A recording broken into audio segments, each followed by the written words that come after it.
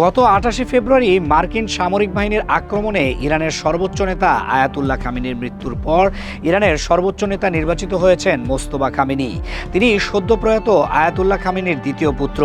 কয়েক দশক ধরে যার জীবন ছিল রহস্যে ঘেরা, তার উচ্চতর পড়াশোনা আর শিক্ষকতাকে জনসমক্ষ থেকে পুরোপুরি আড়ালে রাখা হয়েছিল। এর পেছনে ছিল গভীর রাজনৈতিক ও সামরিক পরিকল্পনা। ইরানের আইন অনুযায়ী দেশের সর্বোচ্চ নেতা হতে হলে তাকে অবশ্যই একজন উচ্চপদস্থ ধর্মীয় পণ্ডিত হতে হয়। মোস্তফাকে যদি শুরু থেকে রাজনৈতিক নেতা হিসেবে প্রচার করা হতো, তবে তার ধর্মীয় যোগ্যতা নিয়ে নানা রকম প্রশ্ন উঠত। এছাড়া মার্কিন প্রশাসনও টার্গেটে রাখত, এমনকি মেরেও ফেলত। তাহলে দেশের এই সংকটময় পরিস্থিতিতে দ্রুত নেতা নির্বাচিত করা যেত না।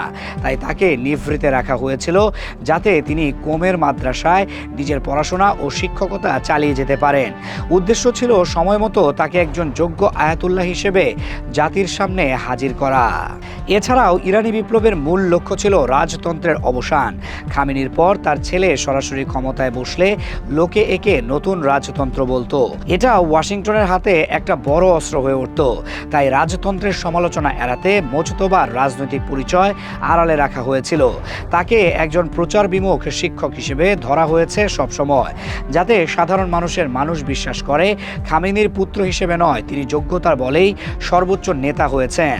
তাই পড়াশোনা এবং শিক্ষকতার পাশাপাশি নিজেকে রাজনীতিতেও শক্তিশালী হিসেবে গড়ে তোলেন। মোজতবা খামেনি ইরানের শক্তিশালী রেভলিউশনারি গার্ড কর্পস এবং গোয়েন্দা সংস্থাগুলোর অত্যন্ত ঘনিষ্ঠ। তার নিরাপত্তার ঝুঁকি ছিল অত্যন্ত বেশি। তার পড়াশোনা ও যাতায়াতের স্থান গোপন রাখা ছিল কৌশলগত নিরাপত্তা ব্যবস্থা। এই আড়ালে থাকার সময়কালেই তিনি পর্দার আড়াল থেকে সামরিক বাহিনীর উপর নিজের পূর্ণ নিয়ন্ত্রণ প্রতিষ্ঠা করেন। আয়াতুল্লাহ খামেনির মৃত্যুর পর পুরো বিশ্ব তাকিয়েছিল যুদ্ধবিধ্বস্ত ইরানের পরবর্তী নেতা কে হবেন তা দেখার জন্য। একদিকে মার্কিন প্রেসিডেন্ট ট্রাম্পের পছন্দের প্রার্থীকে নেতা বানানোর চাপ, আর একদিকে সংকটময় মুহূর্তে হাল ধরার মতো শক্ত একজন নেতা নির্বাচন জরুরি ছিল। গত ৮ই মার্চ ইরানের অ্যাসেম্বলি অফ এক্সপার্টস মোস্তফা খামেনিকে সর্বোচ্চ নেতা হিসেবে ঘোষণা করে। তার এই উত্থান মোটেও আকস্মিক ছিল না। মোস্তফা খামেনিকে যে ধর্মীয় পাণ্ডিত্যের রহস্যময় চাদরে ঢেকে রাখা হয়েছিল, ক্ষমতার শূন্যতা তৈরি হওয়া মাত্রই তাকে আয়াতুল্লাহ উপাধিতে ভূষিত করা হয়। মূলত এই উপাধি ছিল সেই চাবিকাঠি যা দিয়ে রাষ্ট্রের সর্বোচ্চ ক্ষমতার তালা খোলা হয়েছে। বছরের পর বছর তাকে জনচক্ষুর অন্তরালে রাখা কোনো কাকতালীয় ঘটনা ছিল না, বরং এটি ছিল কয়েক দশক ধরে ছক কষা এক নিখুঁত রাজনৈতিক দাবার চাল। যখনই সময় এসেছে পর্দার আড়ালের সেই নিভৃতচারী শিক্ষককে এক নিমিষেই ক্ষমতার কেন্দ্রবিন্দুতে বসিয়ে দেওয়া হয়েছে, যা ইরানের ইতিহাসে এক নতুন এবং অভূতপূর্ব অধ্যায়ের সূচনা করল। যিনি গতকাল পর্যন্ত ছিলেন কোমের মাদ্রাসায় নিভৃতচারী এক শিক্ষক, আজ তিনি এক শক্তিশালী রাষ্ট্রের ভাগ্য বিধাতা।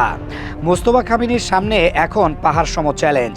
যুদ্ধরত ইরানিদের সঠিক নেতৃত্ব দেওয়ার মতো কঠিন কাজ মাথায় নিয়ে তার যাত্রা শুরু হলো।